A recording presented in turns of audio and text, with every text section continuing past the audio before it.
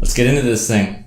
I'm Kerry Bauman, and this is my first ever video and in-depth review of the Samsung Galaxy S8 Plus.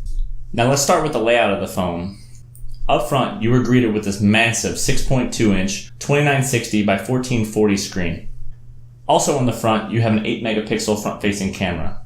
On the right, you have your power button. Up top, you have your SIM and micro SD card slot.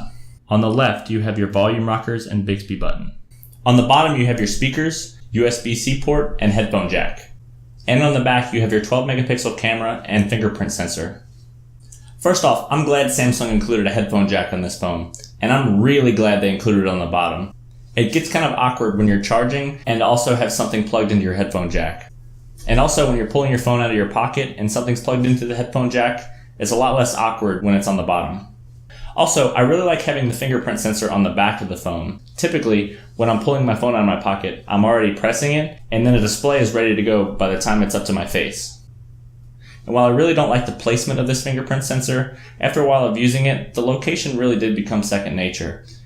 And as someone with bigger hands, reaching that fingerprint sensor with only one hand really wasn't that big of a deal. I'm not going to spend too much time on the display of the device because you've seen it everywhere, but I will reiterate, this screen is absolutely beautiful. It has great colors and contrast, and the screen gets really bright. It really is the first phone I've ever owned where I can use it in direct sunlight and still see the screen. Even after a week with this phone, I'm still in awe about how nice this screen is. I debated on going with the Galaxy S8 over the S8 Plus due to size concerns. My last phone was a 5.7-inch Nexus 6P, and really that was about as big as I wanted to go. However, due to the nearly bezel-less design of the S8 Plus, I was pleasantly surprised to see that the footprint of this phone is actually less than that of the Nexus. The bottom speaker is okay at best. The sound quality is pretty good, but it doesn't get very loud. And with it being on the bottom, if I'm holding my phone with two hands, and now I'm running the show, I'm chanting, "We want flying dildos," and the place is going nuts. They're stomping. I'm like Barack Obama to these guys. Way before Barack Obama was even Barack Obama. Or it's resting on my chest before bed.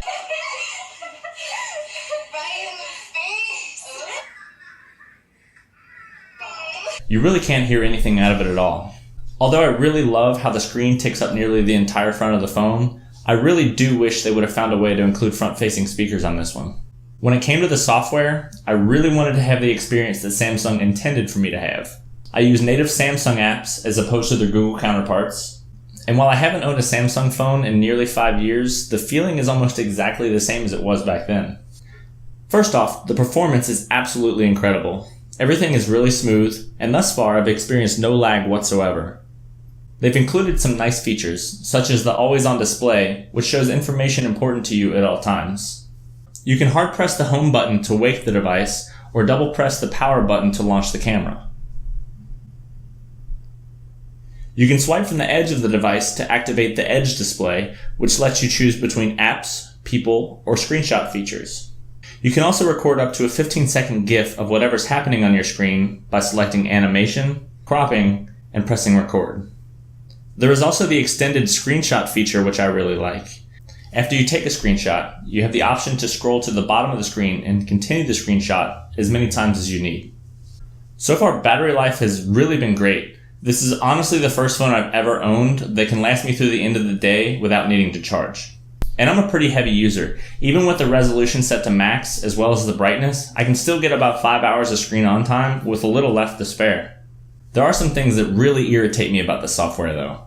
First off, right out of the box, at the top of the screen, Samsung felt the need to include some advertisements, as if they weren't getting enough money out of us when we were paying $900 for this phone. Next is the keyboard. The stock Samsung keyboard has got to be the worst I've ever used. Typically, I like to swipe text with only one hand, and this is horribly inaccurate. Even when I use two hands to type, the predictive text is really bad. Oftentimes, I'll have a word correct, and it'll autocorrect it to a word that I'm not even sure exists. As a consumer, this would honestly be the first thing I change about the phone. The last one is Bixby. Bixby is Samsung's new mobile assistant to compete with Siri, Alexa, and Google Assistant. As soon as Bixby was announced, everyone laughed at it, myself included. Why do we need another mobile assistant? However, I went into it with a completely open mind, hoping to enjoy it. So far, I've really got nothing out of it. Even opening it is kind of annoying.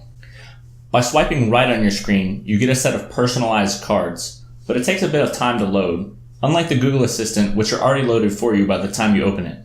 Even once it's open, I really haven't got anything useful out of it, except for maybe the weather. The aspect of Bixby that I can get behind is Bixby Vision. I've seen mixed reviews of Bixby Vision online, but so far everything I've tried has been pretty successful, especially if you take a picture of the packaging of an item versus the actual item. From there, you're just a few clicks away from purchasing it on Amazon. And while we're on the camera, I will say that I love this camera. I've got numerous compliments from people telling me how great the quality was. With good lighting, the 12 megapixel camera with optical image stabilization takes some really great shots. However, with any smartphone, under low light, the pictures can look pretty grainy. I am pleasantly surprised with the performance of the flash of this phone at night. The pictures actually ended up looking pretty good. Videos can be recorded in 4K at 30 frames per second, or 1080p at 60 frames per second. The recorded sound quality is decent. It's about what you would expect out of any smartphone. Even the 8 megapixel camera on front has blown me away, keeping my selfie game on point. Overall, this phone is exactly what you would expect. A premium feel inside and out, amazing performance, and the software is as Samsung as you can get. If you're on the fence about this one, I highly recommend it. Even after a week of using it, I can't get over how good it looks. But overall, I think that's pretty much everything the average consumer needs to know. If you like the video and want to see more, please like it, please subscribe. I could use all the support. Follow me on all the social medias. Hopefully we'll see you guys again. Thank you for watching.